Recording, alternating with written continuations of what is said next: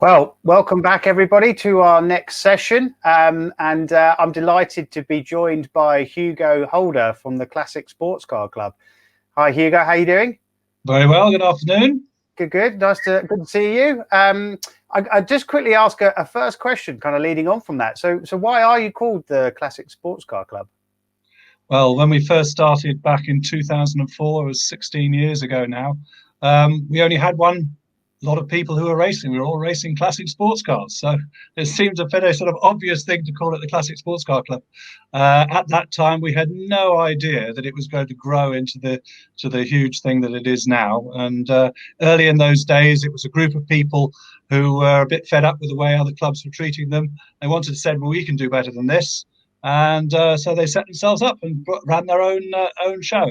And that's how it started. And that's why it's Classic Sports Car Club. Bit of a misnomer, as you probably know now. For those who don't, we run now cars for any age up from the 60s right up to the present day. So we do our tagline, which is motorsport for cars of all ages. Good stuff. Well, let's have a look at all those cars. We've actually got a short promo video to show from your race at Donington earlier this year. Okay. Let's take a ride. Let's take it. Just think about it, you want it. Fall in love, you love it. You can control it. You make me feel something more stronger, something that I may never forget. I just want this to be longer, longer, yeah, longer.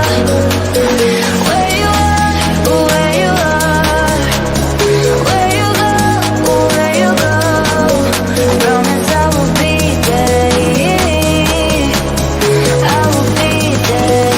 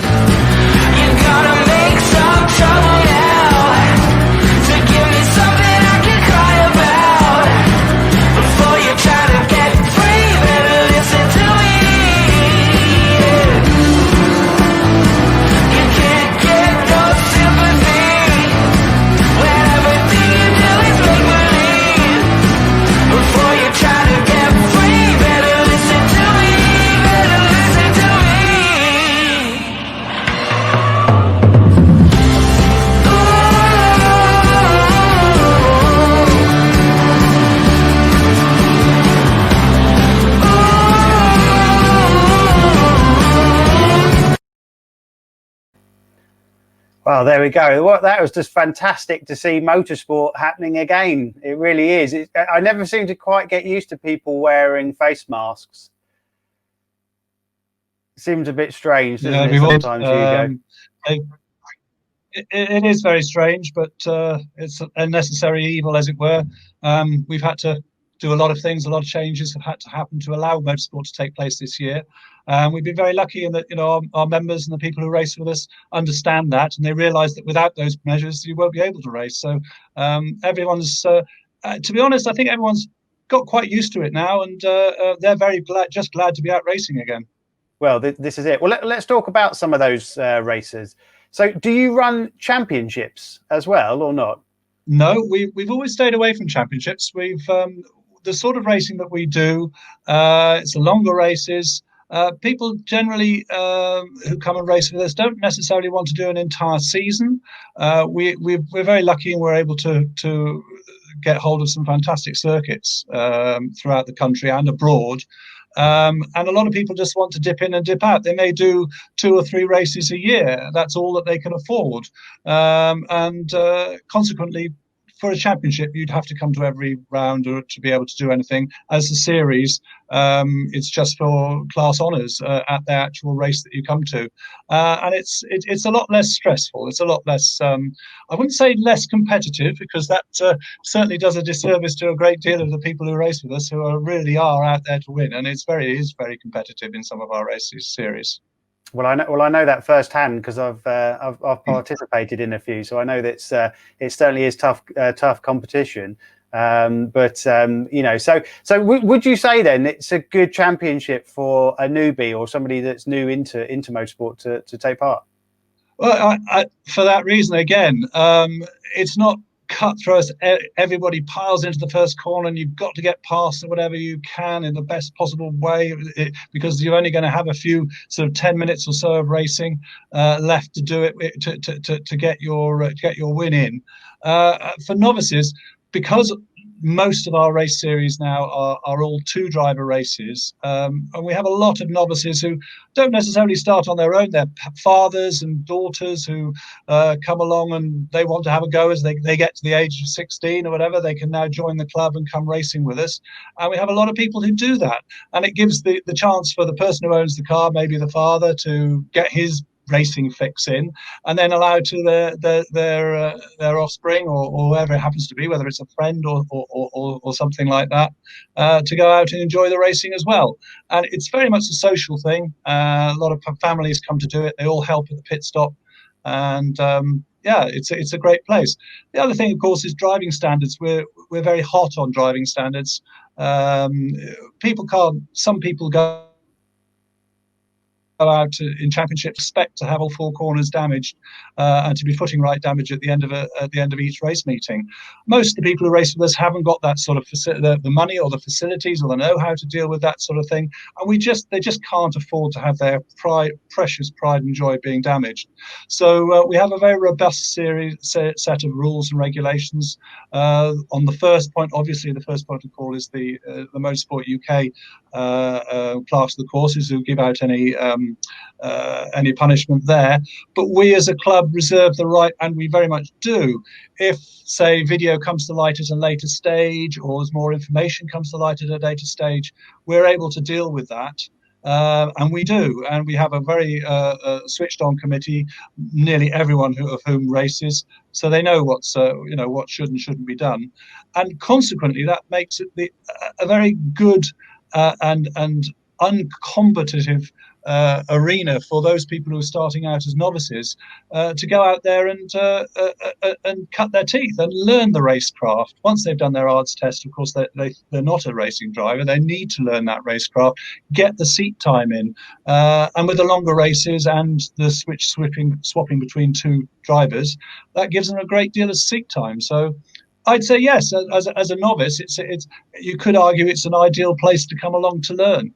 Yeah, no, it certainly sounds like it. Well, we saw in that video earlier, the variety of cars was huge. So how would somebody know whether or not that their car would be eligible? Well, we are pretty well. We have eligibility. We can accept pretty well any car now from the 1960s. So we will find a place for you. There's somewhere where it'll go. It may be restricted on tyres. It may be restricted on a bit of aero or something like that. But we can find somewhere for you. The only two types of cars that we don't cater for are single seaters and sports races.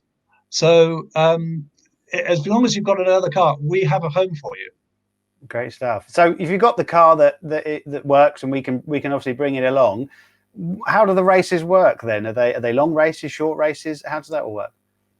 Well, as I said before, we generally run longer races. They're normally nearly all 40-minute races with a compulsory pit stop, which gives, you don't have to do it 2 people. You can do it 1 and just sit in the car at the moment while the COVID rules are there, and you have a 40 minutes race. So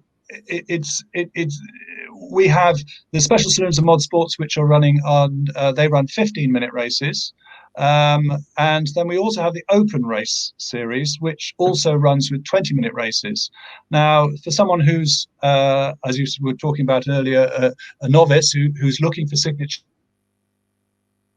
and needs to get their Six-Figure license, it's the second race. Anyone can enter it as a standalone race if their car's not eligible for anything else, but anyone who's already entered in the race meeting can enter that race for a substantial discount. So it's a great way of getting an extra race in and getting another signature on your license at a race meeting. Okay, good stuff. Well, if anyone's got any questions they would like to ask Hugo, then feel free to put them onto the Motorsport Days Facebook page, and then we're going to keep an eye on that. But let's have a quick look at the round you had at Thruxton. We've got a short highlight reel for that one as well. Right.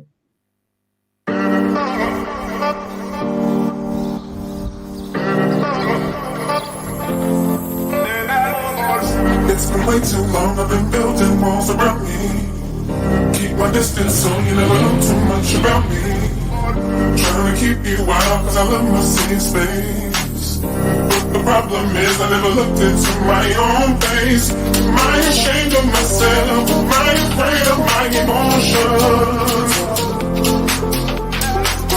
Am I ashamed of myself? Am I afraid of my emotions?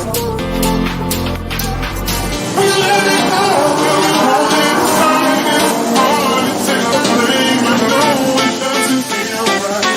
We let it go, we hold it inside. You're more than just a mess, you're more than what you realize. We let it go, we hold it inside. It's hard to take the blame, I know it doesn't feel right.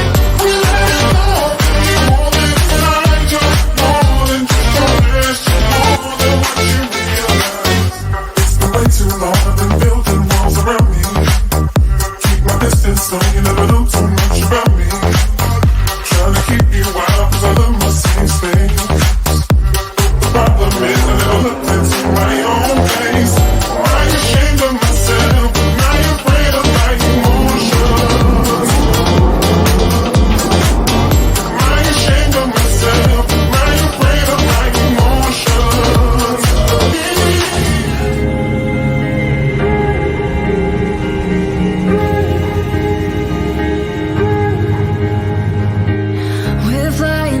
A jet stream, see it in your eyes that you feel me. Never wanna come down to the ground. Setting sparks to fires when you're with me, and I realize what it all means when our hearts beat out to the beat. There's a song in my head, wanna play it again. Soundtrack to the best days we ever had. You're the one on my heart, erasing all my scars.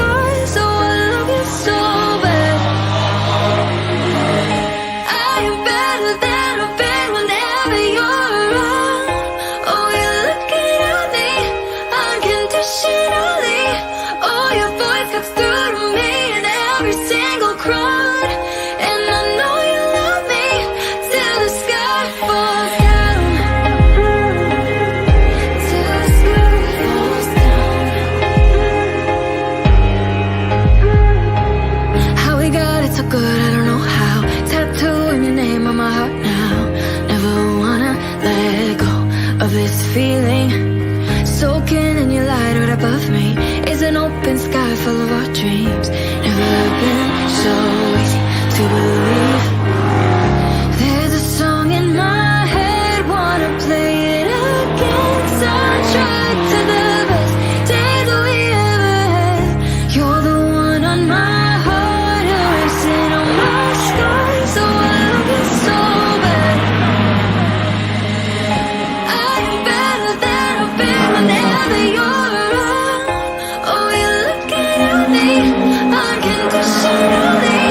Oh, your voice cuts through me in every single crowd. And I know you love me till the sky falls down. Till the sky falls down. Till the sky falls down. Till the sky falls down.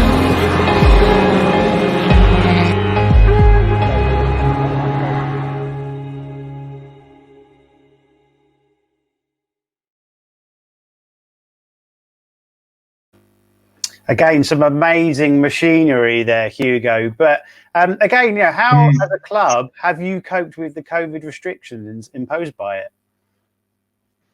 Well, as a club, I've been involved, chairman of the AVMRC, involved with Motorsport UK in getting motorsport back to those. So I had a bit of a heads up as to what we were going to do and how it was going to work. But we followed the guidelines that Motorsport UK gave to us and interpreted them as well as we could.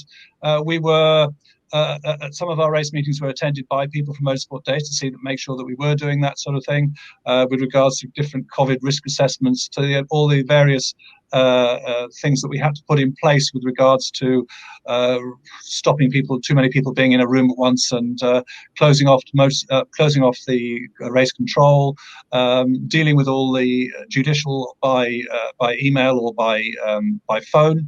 The first one we ran was at Thruxton. That was the first meeting that we'd run with the new COVID deals, and it was all a little bit new for everybody else. But by the time we got to the end of the season, everyone had pretty well settled down with it. We got used to the new way of doing things, and some of the things that we've done there are certainly something that we'll look to carry forward in the future because they just make life easier for a lot of people.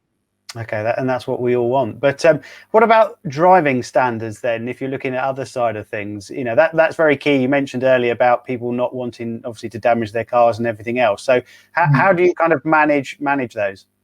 Well, again, it's one of those things that when there is a race, you have reports in from observers around the circuit. Certain circuits have CCTV available, others don't.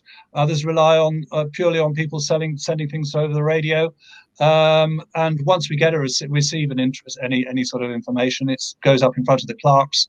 They listen to take witnesses' information from them and come to a decision if they want to do anything.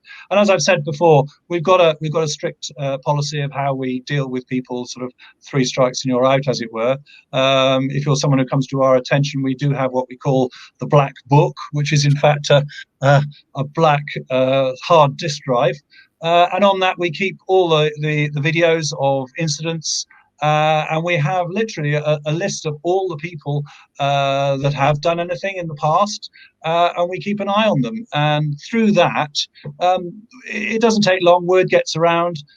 Unfortunately, last season we had to actually remove one of the people from our membership, who was just his driving was just totally unacceptable, and it doesn't take long for that to get out, and people realise that if they're going to behave like that and they're not going to be able to be driving in a manner consistent with a competent racing driver, they will be asked to leave. And consequently, it seems to have a very good effect on those people that race with us, and it also affects the people who come along. A lot of the people are fed up with being not being in what they regard as safe environment, and have come over to us because of our standards. So it's something we guard very jealously. It's in our interests to make sure that it's done fairly. Yeah, excellent. And I guess carrying on from that, if you are, it looks like you're having a night race as part of that, you want to make sure that the people you're on track with is great. But tell us about that then. That's quite new for this year.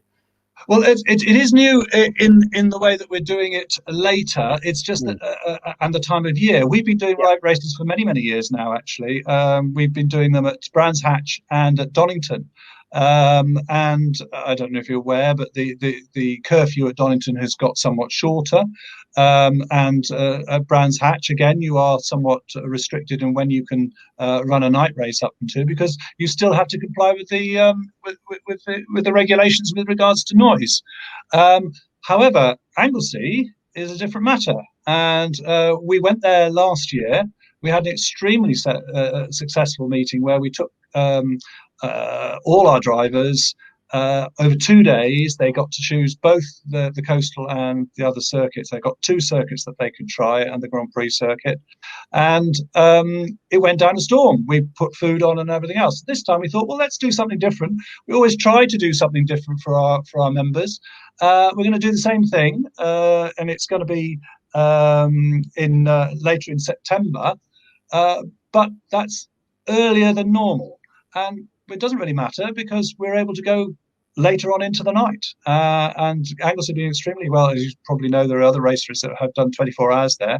And it's something that's an added bonus for people. It means we can run the normal day races, use that as qualifier, give them a proper session where they can qualify or have their session to learn the circuit at night, and then the race, and then the following morning we can have another race for everybody, but it allows us to finish relatively soon, and for a lot of people Anglesey is a long way to go in time to get home. So as I say, we've done night races before, but we've never done it like that, and it's something that we're very much looking forward to doing.